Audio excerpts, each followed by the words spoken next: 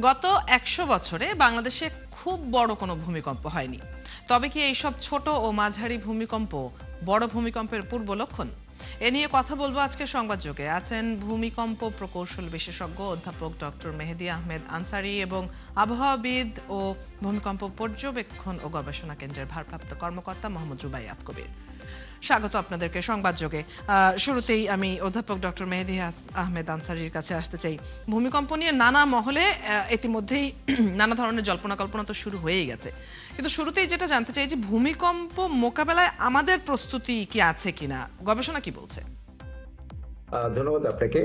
আসলে গবেষণার আগে যেটা আসলে প্রফেসর হুমায়ুন আখতার বললেন, তাছাড়াও আমাদের জাস্ট একটা অ্যাড করা জিনিস, আমাদের এখানে প্রায় 6টার মতন সোর্স আছে যেখানে আসলে ভূমিকম্প হতে পারে, এবং 6টা সোর্সেই কিন্তু আপনি দেখবেন অতীতে, বারবার রিপিট না করে আমি যেটা বলতে চাই, যে 7 ম্যাগনিটিউড বা তার উপরে কিন্তু অতীতে হয়েছে। তার মধ্যে 5টা সোর্স হচ্ছে একদম ফল্ট সোর্সই আছে, আর একটা হচ্ছে কি ব্লাইন্ড ফল্ট আছে। এই ব্লাইন্ড ফল্ট গুলোই কিন্তু আমাদের জন্য রিস্কি। ব্লাইন্ড ফল্ট মানে হচ্ছে আনপ্রেডিক্টেড এবং আনলোকেটেড জায়গা। হ্যাঁ, তো এই জায়গাগুলোতে যদি 7 ম্যাগনিটিউড আর্থকোয়েক হয় এবং কখন কবে হবে সেটা কিন্তু ঠিক ওখানে নির্ধারণ করা নেই। এখন আমাদের ইস্যুটা হচ্ছে যে আমাদের প্রিপেয়ারনেস কতখানি। প্রিপেয়ারনেস বলতে পারেন নাই বললেই চলে। যদিও আমাদের বিল্ডিং কোড আছে, আমাদের বিভিন্ন রকম গাইডলাইন আছে, বিধিমালা আছে, ডিজাস্টার ম্যানেজমেন্ট অ্যাক্ট আছে, কিন্তু প্রবলেমটা যেটা হচ্ছে যে আমাদের এখানে যে বিল্ডিং গুলো তৈরি হচ্ছে, আমাদের নকশা প্রণয়ন ঠিকই হয়, কিন্তু যখন এক্সিকিউশনে যায়, অর্থাৎ ফিল্ডে যখন বিল্ডিংটা তৈরি হয়, সেটা মনিটরিং করা বা ওটাকে মানে কি দায় নেওয়ার লোক নেই। তো আমাদের বিল্ডিং কোড এবং ইমপ্লিমেন্টেশনের যেটা ফল্ট, সেটা হচ্ছে যে সাধারণত যারা নকশা করে তাদেরকে দিয়ে যদি আমরা বিল্ডিং গুলো মনিটরিং করে, অটোমেটিক একটা দায়বদ্ধতা থাকে। এই দায়বদ্ধতার জায়গাতেই আমাদের প্রবলেম দেখে যেটা হয়েছে, যে আপনারা অনেকে হয়তো জানেন যে টার্কিতে যখন 2023-এ একটা ব্যাক টু ব্যাক 7 ম্যাগনিটিউড 2টা আর্থকোয়েক হয়, প্রায় 50,000 লোক মারা যায়, বিল্ডিং ভেঙে, এবং মানুষ 20 জনকে উদ্ধার করতে অনেক সময় লেগে যায়। তো আমাদের প্রবলেমটা যেটা হওয়ার কথা, একটা যদি 7 মাত্রার ভূমিকম্প হয়, যেহেতু প্রিপেয়ারনেসটার অভাব, অনেক ভবনই হয়তো ভেঙে যেতে পারে। কিন্তু আমরা যদি এখন থেকেই প্রিপেয়ারনেসের যে জায়গাটা আমরা সবসময় বলি যে ভবনটাকে চিহ্নিতকরণের কাজটা করি, অর্থাৎ প্রথমেই আমরা মার্ক করে দিই যে এই কটা বিল্ডিং হচ্ছে আমাদের ঝুঁকিপূর্ণ, আর এই বিল্ডিংগুলো হচ্ছে ঝুঁকিপূর্ণ নয়, তাহলে কিন্তু আমাদের অনেকখানি আমরা এগিয়ে থাকবো। কারণ ভূমিকম্প তো বলে কেউ আসবে না। আমরা ধরেন একটা যদি টাইম লাইন পাই, যে আমরা ধরেন 5 বছর বা 10 বছর যদি টাইম লাইন পাই, এবং এর মধ্যে যদি আমরা এই চিহ্নিতকরণের কাজটা করতে পারি, মোটামুটি যদি চিহ্নিতকরণের অনেকগুলো ধাপ আছে, এবং প্রিলিমিনারি চিহ্নিতকরণ করলে কিন্তু আমাদের মোটামুটি ঢাকায় যে বিল্ডিংগুলো আছে 6 লাখের মতো পাকা দালান, সেগুলো হয়তো আমরা 1 বছরের মধ্যে চিহ্নিতকরণ করে ফেলতে পারবো, এবং তাহলে কিন্তু আমাদের প্রিপেয়ারনেসের পার্ট হিসেবে আমরা বলতে পারবো যে আমরা প্রিপেয়ার। আর উদ্ধারের যে প্রিপারেশনের যে ব্যাপারটা, সাধারণত যেটা বলে যে একটা লোককে উদ্ধার করতে প্রায় 15 লাখ টাকার মতন খরচ পড়ে, যেটা টার্কিতে আমরা দেখেছি। তো উদ্ধারের তুলনায় একটা যে 5 কাঠা প্লটে আমরা বিল্ডিং কে মজবুতীকরণ করতে চাই, দেখা যায় 50 লাখ টাকা খরচ। তো আমরা কোনটা যাবো? একটা বিল্ডিং এ 50 জন লোককে যদি আমরা বাঁচাতে চাই, ভবনকে মজবুতীকরণই হয়তো বেটার ওয়ে আমাদের জন্য। কারণ 3 জন লোককে বাঁচাতে যদি আমাদের 50 লাখ টাকা খরচ হয়, তার মানে সেটা অলমোস্ট সমান হচ্ছে একটা বিল্ডিং কে মজবুতীকরণ। আমার মনে হয় যে আমাদের প্রিপেয়ারনেসের এই দিকটা ঘাটতি আছে, এদিকে যদি আমরা নজর দিই তাহলে আমাদের হয়তো মঙ্গল হবে। জি, আপনার কাছে আসছি আবারও মোহাম্মদ রুবাইয়াত কবির, এবারে আসতে চাই আপনার কাছে। এই যে আমরা বলছিলাম 15 ঘন্টায় 3টি ভূমিকম্প অনুভূত হয়েছে, এবং আবারও নরসিংদীতে উৎপত্তি হলো একটি ভূমিকম্পের। নরসিংদী নিয়ে বাড়তি ভয় তৈরি হয়েছে। কি হচ্ছে সেখানকার মাটির তলার প্লেটগুলোতে? ধন্যবাদ আপনাকে। আসলে মাটির তলায় যা হচ্ছে সেটা তো আমরা তার প্রতিফলন দেখতেই পাচ্ছি। আসলে একটা বড় ভূমিকম্প হলে সাধারণত আমরা যেটা বলি যে একটা মাঝারি গোছের ভূমিকম্প থেকে আসলে সাধারণত আফটারশকগুলো আসলে বেশি করে শুরু হয়, এবং এই আফটারশকগুলো সাধারণত আমরা বলি যে 72 ঘন্টার মধ্যে যে আফটারশকগুলো হয়, সেই আফটারশকগুলোর ক্ষেত্রে ইন্টেন্সিটিটা একটু বেশি থাকে। সেক্ষেত্রে হয়তো মাত্রাটা হয়তো একটু ভূমিকম্পের যেটা হয় তার চেয়ে একটু কম, তো অবশ্যই সেটা তো, বাট সেক্ষেত্রে একটু বেশি থাকে। বাট আমাদের এখানে যেটা হচ্ছে যে এই আফটারশকগুলো অনেক সময় কয়েক সপ্তাহ পর্যন্ত চলতে পারে, এবং এক্ষেত্রে যেটা ভূমিকম্প সায়েন্স যেটা বলে যে যদি 7 মাত্রার উপরে একটা যদি ভূমিকম্প হয়, সেক্ষেত্রে আফটারশকটা কিন্তু বছর ধরেও চলতে পারে। তা আমাদেরটা যেহেতু 5.7, এটা মাঝারি ছিল, তো সেক্ষেত্রে আসলে যে আফটারশকটা হচ্ছে, এই আফটারশকটা হয়তো কয়েক সপ্তাহ ধরে চলতে পারে। বিশেষ করে আমাদের তো মাত্র একটা সপ্তাহ হলো, সুতরাং এখন যে ভূমিকম্পগুলো হচ্ছে আসলে এটা খুব অনুমেয়, এবং আমরা মনে করতে পারি যে আসলে ওই ভূমিকম্পেরই এই আফটারশকগুলো হচ্ছে। এটা নিয়ে আমি মনে করি এটা নিয়ে আমাদের অরিড বা হওয়ার মতো কিছু নয়, যে এই আফটারশকগুলো হচ্ছে এর মানে একটা ভূমিকম্প বড় হচ্ছে। যদিও ভূমিকম্পের কোনো পূর্বাভাস নেই, তারপরেও আমি বলবো যে একটা বড় ভূমিকম্পের পরে এখন যেটা হচ্ছে এটা আফটার শক।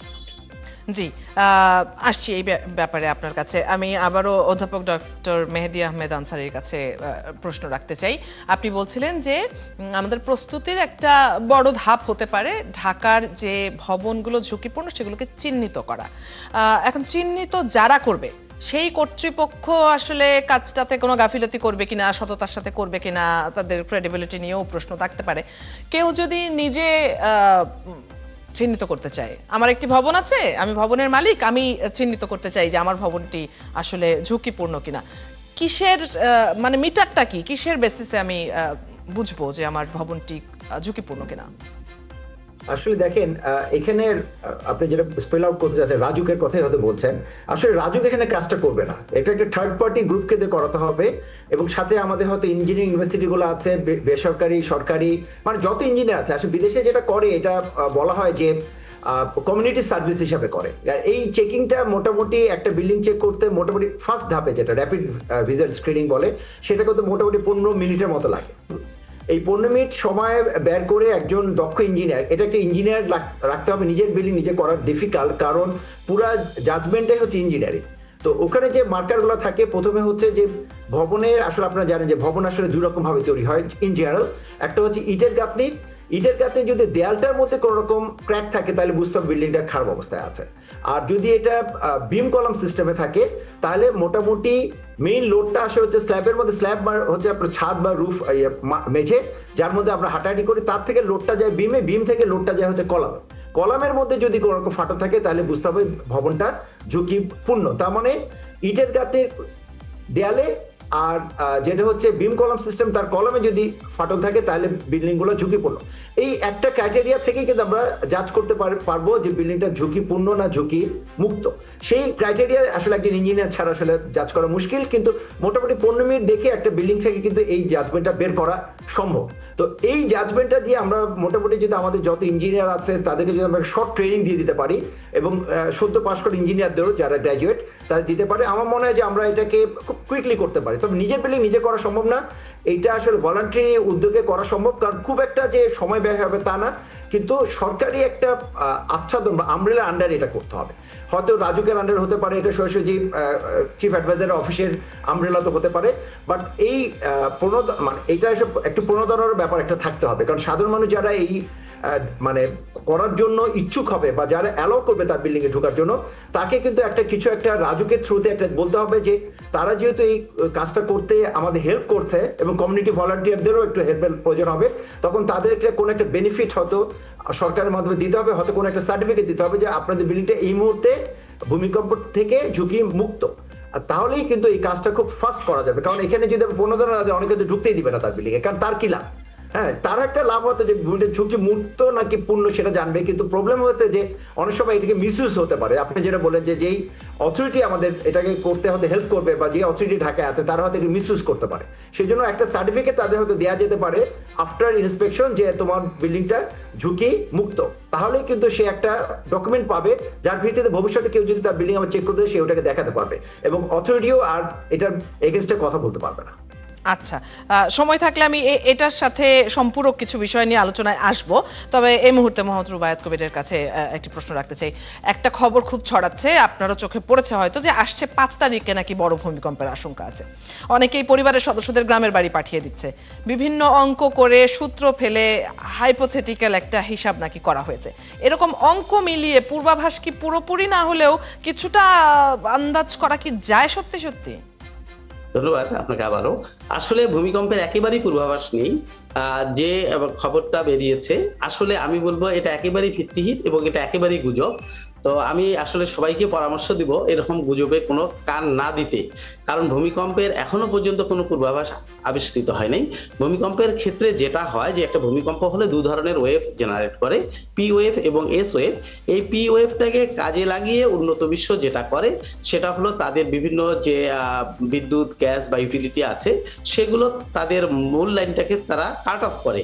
কিন্তু আসলে ভূমিকম্পের এখনো যেহেতু কোনো পূর্বাভাসই হয়নি, সুতরাং এখানে যে 5 তারিখের কথা বলা হয়েছে এটা একেবারেই কাল্পনিক, এবং আমি বলবো যে এটা একেবারেই আমাদের এটা বিশ্বাস করার কোনো কারণে নেই, এবং এটা একেবারেই গুজব। সুতরাং আমার সবার প্রতি রিকোয়েস্ট থাকবে, আমরা আসলে গুজবে কাম দিব না। আমরা আসলে যেটা যৌক্তিক যে জিনিসটা, যে ভূমিকম্পের পূর্বাভাস নেই, ভূমিকম্পের একমাত্র সমাধান হলো ভূমিকম্পের অ্যাওয়ারনেস, যেটা মেহেদী আনসারী স্যার বললেন যে আমাদের কাজ হলো আমাদের যে বিল্ডিংগুলো আছে আমরা সেই বিল্ডিংগুলোকে অবশ্যই ভূমিকম্প সহনীয়ভাবে করব, এবং আমাদের যেগুলো বিল্ডিং এখন আছে, যে বিল্ডিংগুলো একটু দুর্বল অবস্থায়, সেগুলোকে লাগলে আমরা রেট্রোফিটিং করে সেটাকে আমরা আমাদের বাসযোগ্য করব, এবং আমরা ভূমিকম্প হলে কি করব, বা ভূমিকম্প হওয়ার আগে বা ভূমিকম্প হওয়ার পরে আমরা এই কাজগুলির প্রতি আসলে মনোযোগী হব। আসলে 5 তারিখে যে একটা ভূমিকম্পের কথা বলা হচ্ছে বা এই সময়ের মধ্যে আরো হবে, অনেকে বলছে বিভিন্ন সোশ্যাল মিডিয়ায়, আমি বলবো এটা একেবারেই গুজব, এবং আমরা অবশ্যই এতে কান দিব না, এবং এর জন্য ঢাকা শহর ছেড়েও আমরা যাব না। অবশ্যই আমরা আমাদের ভূমিকম্পের জন্য প্রস্তুতি নিয়ে শহরেই থাকবো। ধন্যবাদ। আচ্ছা, অধ্যাপক ডক্টর মেহেদী আহমেদ আনসারী, আসছি আপনার কাছে। এই যে আপনি বলছিলেন যে কোন ভবনটি ঝুঁকিপূর্ণ আর কোন ভবনটি ঝুঁকি মুক্ত সেটা চিহ্নিত করা যেতে পারে। এখন আমাদের ঢাকার ভবনগুলো যেভাবে গায়ে গায়ে লাগোয়া, তাতে করে একটি ভবন ঝুঁকিমুক্ত কিন্তু তার পাশেরটাই যদি হয় ঝুঁকিপূর্ণ, তাহলে সেই ঝুঁকিমুক্ত ভবনেরও ঝুঁকি থেকে যায় কিনা? কারণ ভূমিকম্পে আমরা হেলে পড়তে দেখি, তো পাশের ভবনটি যদি হেলে ঝুঁকিমুক্ত ভবনটির ওপরেই পড়ে তাহলেই বা লাভ কি? আসলে ওই যে জিনিসটা আপনি বলছেন সেটা আসলে পুরনো ঢাকার জন্য বেশি খাটবে।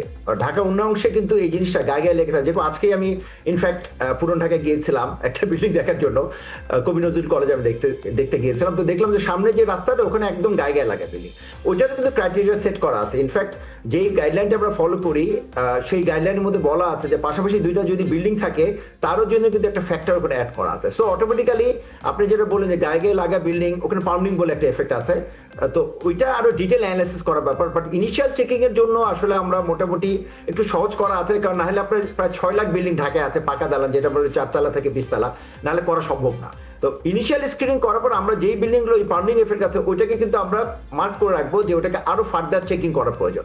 তো অটোমেটিক্যালি পুরনো ঢাকায় যে বিল্ডিংগুলো গায়ে গায়ে লাগা আছে ওইটা কিন্তু ওখানে মার্ক হয়ে যাবে। আর যেগুলো নতুন ঢাকায় যে বিল্ডিংগুলো আছে সেগুলো ইন্ডিভিজুয়াল, সেগুলোকে মার্ক করা অনেক ইজিয়ার।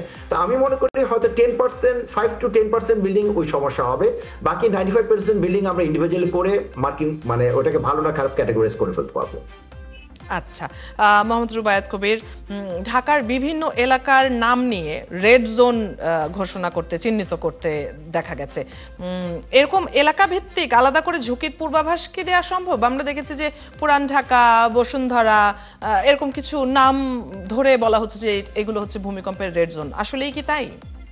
আসলে ভূমিকম্পের ক্ষেত্রে যেটা আছে সেটা হলো যে টোটাল বাংলাদেশকে আমরা ভূমিকম্পের জন্য 3টি জোনে বিভক্ত করেছি। যে 3টি জোনের মধ্যে একটা high risk zone, medium risk zone এবং লো রিস্ক জোন। আসলে এই ঢাকাকে কেন্দ্র করে আসলে এই রকম কোনো জোন নেই। তবে ঢাকার জন্য যে জিনিসটা হতে পারে সেটা হলো ঢাকা শহরের কোন অঞ্চলগুলো ঝুঁকিপূর্ণ, সেটা আমরা বিভিন্ন সময় বিভিন্ন বিশেষজ্ঞরাও এটা আলোচনা করেছেন। বিশেষ করে আমরা যে বাড়িঘরগুলো আমরা ডেভেলপ সয়েলে করেছি, দ্যাট মিনস হলো যেখানে আমরা লোল্যান্ডগুলো ভরাট করেছি কিংবা আমরা জলাশয়গুলো ভরাট করেছি, সেই ক্ষেত্রে আমাদের বিল্ডিং যেগুলো আমরা করেছি সেগুলো আসলে আমরা কতটুকু ভূমিকম্প সহনীয়ভাবে করেছি। কারণ যে জায়গাগুলোতে ডেভেলপ সয়েলে বিল্ডিং করা হয় সেই জায়গাগুলোতে সাধারণত ভূমিকম্প হলে যে অ্যাম্পলিফিকেশনটা হয় সেই অ্যাম্পলিফিকেশনটা সাধারণত বেশি হয়, এবং সেক্ষেত্রে যে ওল্ড সয়েল যেখানে পুরনো মাটি সেক্ষেত্রে কিন্তু এটা একটু কম হয়। তো আসলে ওই জায়গাগুলোতে থেকে এখানে আনসারী স্যার আছেন, স্যার হয়তো এই বিষয়ে আরো ভালো বলতে পারবেন, কারণ স্যার একজন ইঞ্জিনিয়ার, আমি যদিও ইঞ্জিনিয়ার নই। বাট বিষয়টা আমি কিন্তু বিভিন্ন পত্রপত্রিকায় যেটা আসছে, আমি মনে করি যে আমাদের যেমন পুরন ঢাকার ক্ষেত্রে কি যে প্রত্যেকটা বাড়ির সঙ্গে বাড়ি আরেকটা বাড়ি লাগা, এবং এখানে একটা ফ্রি স্পেস নাই যে একটা ভূমিকম্প হলে আমরা যে একটা খোলা জায়গায় যাব। বিশেষ করে আবার যেখানে একটু বসুন্ধরার মতো জায়গায় সেখানে কিন্তু প্রত্যেকটা বাড়িকে এমনভাবে করা হয়েছে এবং তারপরে একটা রাস্তা আছে, সেখানে একটা স্পেস আছে। আসলে আমরা ওই জায়গাটা থেকে হয়তো অনেকে চিন্তা করছে, বাট এ ধরনের আসলে কোনো জোন এখনো পর্যন্ত আসলে গভর্নমেন্টের পক্ষ থেকে নেই। জি, শোনা যাচ্ছে নাকি?